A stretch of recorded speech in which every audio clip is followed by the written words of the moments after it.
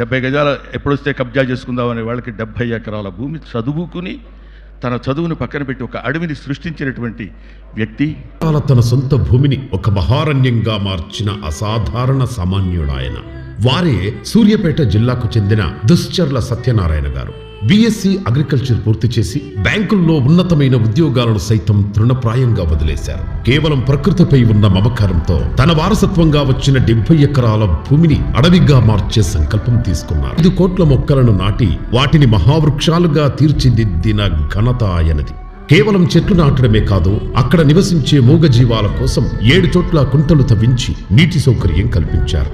ఆ అడవిలో కాసే పండ్ల మీద కేవలం పక్షులకు, జంతువులకు మాత్రమే అధికారం ఉందని నమ్మి వాటిని కనీసం తాకనివ్వని ఓ నిస్వార్థ యోగి ఆయన. చెప్పిన మహనీయులు దుశ్చర్ల సత్యనారాయణ గారు. వారికి సాదర స్వాగతం పలుకుతూ బ్రహ్మానందం గారు అలాగే అర్జున్ గారి చేతుల మీదుగా ఫెలిసిటేషన్. మన సీతాపయనం ఈవెంట్